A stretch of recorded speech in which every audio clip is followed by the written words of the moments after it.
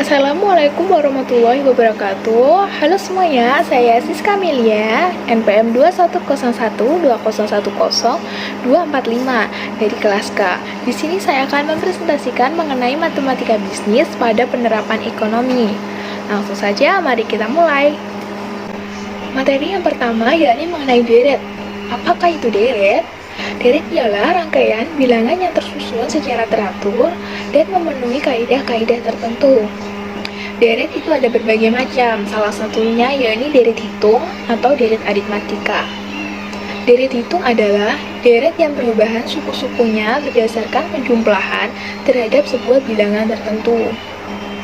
Bilangan yang membedakan suku-suku dari deret hitung ini dinamakan pembeda, yang tak lain merupakan selisih antara nilai-nilai dua suku yang berurutan. Contohnya, yang pertama, 7, 12, 17, 22, 27, dan 32. Diketahui bahwa pembedanya 5. Bagaimana kita tahu kalau pembedanya itu 5? Yakni dengan cara 12 dikurang 7 sama dengan 5. 17 dikurang 12 hasilnya juga sama dengan 5, dan seterusnya. Kemudian yang kedua, 93, 83, 73, 63, 53, dan 43. Yakni diketahui bahwa pembedanya yakni minus 10. Bagaimana caranya? Seperti yang tadi, yakni 83 dikurang 93 hasilnya minus 10. 63 dikurang 73 hasilnya juga minus 10, dan seterusnya. Deret hitung suku ke N. Diketahui bahwa rumusnya ialah Sn sama dengan A plus N min 1 dikali B, yang mana Sn ini ialah suku ke N, A adalah suku pertama atau S1, dan B adalah pembeda.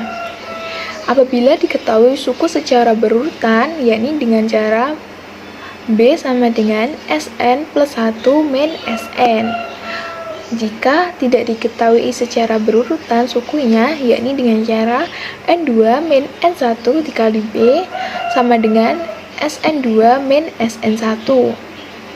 Contohnya, S1 ini A plus 1 min 1 dikali B sama dengan A.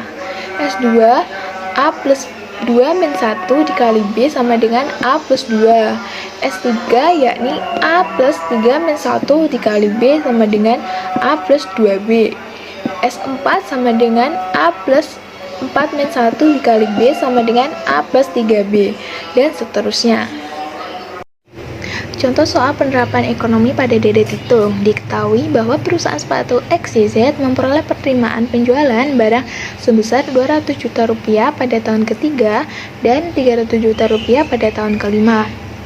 Apabila perkembangan penerimaan penjualan berpola seperti deret hitung, berapakah pertambahan penerimaan penjualan per tahun, berapakah besar penerimaan pada tahun pertama, dan pada tahun keberapa penerimaannya sebesar 400 juta rupiah. Langsung saja kita selesaikan. Diketahui bahwa S3 sama dengan 200 juta, S5 sama dengan 300 juta. S3 yakni ini pada tahun ketiga, S5 pada tahun kelima. Kemudian langsung kita masukkan ke rumusnya tadi. S3 sama dengan 200 juta. 200 juta sama dengan A plus 3 min 1 dikali B. 200 juta sama dengan A plus 2B. Kemudian S5-nya, S5 sama dengan 300 juta. 300 juta sama dengan A plus 5 min 1 dikali B. 300 juta sama dengan A plus 4B. Kemudian kita eliminasi, jadi S3 sama dengan 200 juta sama dengan A plus 2B. S5 sama dengan 300 juta sama dengan A plus 4B. Dikurangin atau dieliminasi menjadi hasilnya min 100 juta sama dengan min 2B. B sama dengan 50 juta. B ini sama dengan pertambahan per tahun. Kemudian B-nya tadi kita masukkan ke persamaan, yakni 200 juta sama dengan A plus 2B. 200 juta sama dengan A plus 2 dikali 50 juta B-nya tadi ya, sama dengan 200 juta sama dengan A plus 100 juta. A sama dengan 100 juta gitu. Kemudian A ini sama dengan besar penerimaan pada tahun pertama. Kemudian pada tahun keberapa menjadi penerimaannya 400 juta. Langsung saja kita masukkan rumusnya. SN sama dengan 400 juta. 400 juta sama dengan A plus N min 1 dikali 50 juta. 400 juta sama dengan hanya 100 juta, kemudian 50 juta dikali N menjadi 50 juta N, 50 juta dikali minus 1 menjadi minus 50 juta. 400 juta sama dengan 50 juta plus 50 juta N, jadi 350 juta sama dengan 50 juta N, N sama dengan 7. Jadi penerimaan pada tahun ke-7 hasilnya 400 juta. Materi selanjutnya yakni fungsi linear 1.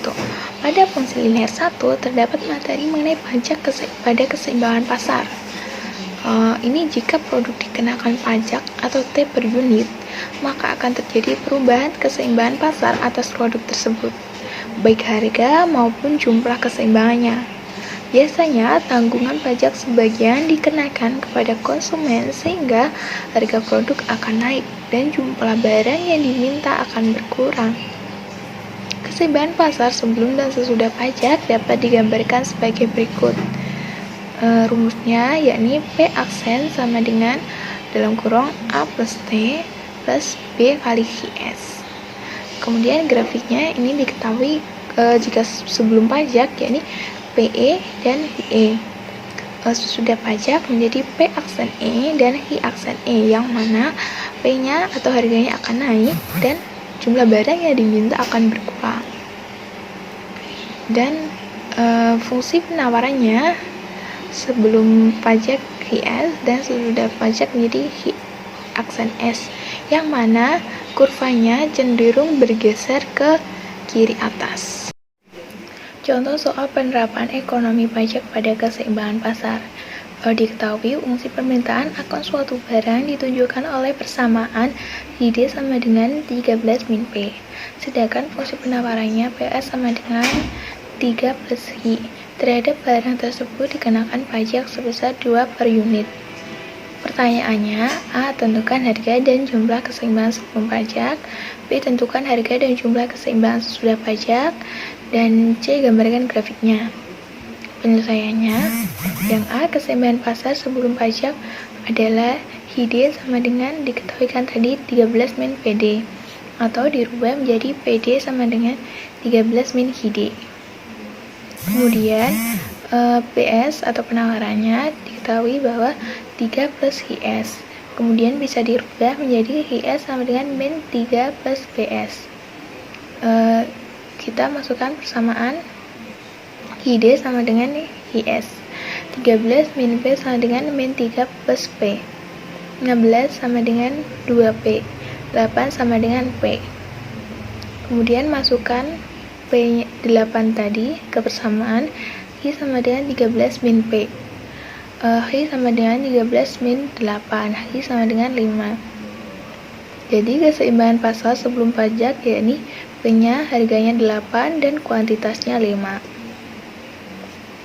Kemudian keseimbangan pasar setelah pajak, jika pajaknya sebesar 2 per unit atau T sama dengan 2, maka fungsi penawarannya setelah pajak yakni PT sama dengan 3 plus HIS plus 2, sehingga menjadi PT sama dengan 5 plus HIS. Kita masukkan ke persamaan yakni PD sama dengan PS aksen atau PT tadi ya. 13 min Hi sama dengan 5 plus Hi. 8 sama dengan 2 Hi. Hi sama dengan 4. Kemudian kita masukkan hasilnya P sama dengan 5 plus Hi. P sama dengan 5 plus 4. P sama dengan 9. Jadi keseimbangan pasar setelah pajak yakni Hi-nya kuantitasnya 4 dan harganya menjadi 9. Kemudian untuk menggambarkan grafiknya, kita cari titik-titik potongnya grafik terlebih dahulu. Kita mulai dari fungsi permintaan tadi. Fungsi permintaannya yakni P sama dengan 13 min Hi. Jika Hi-nya 0, maka P-nya 13. Jika P-nya 0, maka Q-nya 13. Kemudian ke fungsi penawarannya, yakni P sama dengan 3 plus Q. Jika diketahui Q-nya 0, maka P-nya 3. Jika P-nya 0 sama dengan Q-nya min 3. Kemudian ke setelah pajak ya, fungsi setelah pajak, yakni 5 plus Q. Sehingga jika Q-nya 0, P-nya 5, dan jika P-nya 0, maka Q-nya min 5. Kemudian ini gambar grafiknya. Kemudian subsidi pada keseimbangan pasar. Subsidi atau yang dilambangkan S akan mempengaruhi harga yang ditawarkan. Dengan adanya subsidi, maka harga jual barang akan menurun. Keseimbangan pasar setelah subsidi akan bergerak ke kanan bawah. Pengaruh subsidi terhadap keseimbangan pasar berbalik dengan pajak. Keseimbangan pasar sebelum dan sudah subsidi dapat digambarkan sebagai berikut ini. Rumusnya yakni P aksen sama dengan A min S sama plus B kali S, yang mana dengan adanya subsidi ini harga akan turun. Subsidi jadi akan menurunkan harga, sehingga kurvanya ini kita lihat, atau grafiknya kita lihat P, PE, TE. Kemudian dengan adanya subsidi, maka P aksen E akan turun, harganya akan turun, dan permintaannya atau Q aksen E akan naik, akan bergeser ke kanan. Grafiknya pun juga akan bergeser ke kanan bawah, seperti itu. Contoh soal penerapan ekonomi subsidi pada keseimbangan pasar. Diketahui fungsi permintaannya P sama dengan 10 min 0,5 Q. Sedangkan fungsi penawarannya yakni P sama dengan 0,5 Q plus 4. Besarnya subsidi per unit yang diberikan pemerintah adalah 2 satuan uang. Pertanyaannya, tentukan harga dan kuantitas keseimbangan pasar sebelum subsidi. Yang B, tentukan harga dan kuantitas keseimbangan pasar sesudah subsidi. Dan C, gambarkan grafiknya. Sehingga penyelesaiannya yang A yakni sebelum subsidi dengan memasukkan persamaan PD sama dengan PS. 10 min 0,5 Q sama dengan 0,5 Q plus 4. Kemudian kita pindahkan ruas, 10 min 4 sama dengan 0,5 Q plus 0,5 Q, sehingga hasilnya 6 sama dengan Q nya atau sama dengan 6 gitu ya. Kita masukkan Q sama dengan 6 tadi ke persamaan, yakni P sama dengan 0,5 Q plus 4. 0,5 Q nya tadi kita ganti 6 plus 4, sehingga hasilnya menjadi 7. Jadi keseimbangan pasar sebelum subsidi yakni Q-nya 6 dan P-nya 7. Kemudian yang kedua, keseimbangan pasar sesudah subsidi. Keseimbangan pasar setelah subsidi jika subsidinya itu 2 satuan uang. Kita masukkan dulu ke rumus tadi ya. PS sama dengan 0,5 Q plus 4 min 2. Jadi 0,5 Q plus 2. Kita masukkan ke persamaan, yakni PD sama dengan PS aksen. 10 min 0,5 Q sama dengan 0,5 Q plus 2. 10 min 2 sama dengan 0,5 Q plus 0,5 Q. Q-nya sama dengan 8. Kemudian Q8 ini kita masukkan ke persamaan. P sama dengan 0,5 Q plus 2. Sehingga hasilnya 0,5 dikali 8 plus 2. Hasilnya P-nya sama dengan 6. Jadi keseimbangan pasar setelah subsidi yakni kuantitasnya 8 dan harganya menjadi 6. Dan kita gambar grafiknya. Sebelum itu kita cari titik potong grafiknya terlebih dahulu. Dimulai dari fungsi permintaan tadi ya. Jika P sama dengan 10 min 0,5 Q, maka jika Q-nya 0, maka P-nya 10. Jika P-nya 0, maka Q-nya 20. Lanjut ke fungsi penawaran. Jika Q-nya 0, maka P-nya menjadi 4, dan jika P-nya 0, maka H-nya menjadi min 8. Kemudian ke fungsi setelah subsidi tadi ya, P sama dengan 0,5H plus 2. Jika H-nya 0, maka P-nya menjadi 2, dan jika P-nya 0, maka H-nya menjadi min 4. Sehingga inilah grafiknya di sebelah kanannya ini. Materi fungsi linear 2. Fungsi linear 2 terdapat materi mengenai fungsi biaya. Biaya total atau TC yang dikeluarkan oleh sebuah perusahaan dalam operasi bisnisnya terdiri atas biaya tetap atau fixed cost dan biaya variabel atau variable cost. Fixed cost ini rumusnya FC sama dengan K atau konstan tetap. Kemudian VC atau variable cost, ya ini rumusnya biaya variabel per unit atau V dikali dengan H atau kuantitas. Sehingga biaya variabel ini ditentukan oleh besar kecilnya dari kuantitasnya tadi. Kemudian kalau TC, biaya total ini didapat rumusnya penggabungan dari fixed cost dan variable cost tadi. Sehingga grafiknya VC konstan atau tetap, kalau variable cost ini dimulai dari 0 karena tadi dipengaruhi oleh kuantitas. Apabila kuantitasnya 0 tidak produksi, maka akan tetap ada biaya variabelnya, sehingga dimulai dari 0. Dan TC ini dimulai dari ini, konstanta, karena apabila VC-nya tadi 0, akan tetapi kan masih ada biaya tetapnya. Contoh soal penerapan ekonomi fungsi biaya. Biaya tetap yang dikeluarkan oleh perusahaan sebesar Rp20.000, sedangkan biaya variabelnya memiliki persamaan VC sama dengan 100H. Maka carilah A biaya totalnya, B biaya total yang dikeluarkan jika diproduksi 500 unit barang, dan C gambarlah grafiknya. Sehingga penyelesaiannya FC atau fixed cost-nya tadi 20.000 dan variable cost-nya atau VC sama dengan 100H. A biaya totalnya, sehingga TC sama dengan FC plus VC 20.000 plus 100H. Jika diproduksi 500 unit barang, maka variable cost atau VC sama dengan 100H, 100 dikali 500 sehingga hasilnya 50.000. Kemudian total cost-nya 20.000 plus 100H, 20.000 plus 100 dikali 500 sehingga hasilnya 70.000. Sehingga grafiknya seperti ini, yang mana jika H-nya 0, maka biayanya cost-nya 50.000 dan variabel cost-nya ditarik dari titik 0.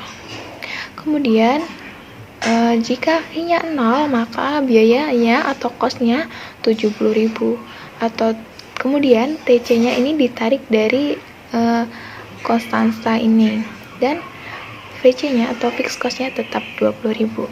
Kemudian materi fungsi penerimaan. Semakin banyak barang yang diproduksi dan terjual, semakin besar pula penerimaannya. Penerimaan total atau total revenue adalah hasil kali jumlah barang yang terjual dengan harga jual per unit barang tersebut. Secara matematik, penerimaan merupakan fungsi jumlah barang. Kurvanya berupa garis lurus berlereng positif dan bermula dari titik pangkal. Rumusnya seperti ini. TR atau total revenue sama dengan harga dikali dengan kuantitas atau H tadi. Yang mana kurvanya ini dari titik 0 seperti itu. Dan ke kanan atas. Contoh soal penerapan ekonomi fungsi penerimaan. Diketahui harga jual produk yang dihasilkan oleh sebuah perusahaan yakni Rp200 per unit. Carilah persamaan totalnya. Kemudian berapa besar penerimaannya bila terjual barang sebanyak 350 unit. Dan gambarkanlah kurva penerimaan totalnya. Sehingga penyelesaiannya seperti ini. Diketahui kan P-nya tadi 200. Sehingga total revenue atau TR sama dengan P dikali H. Sama dengan 200 dikali H. Sama dengan 200H.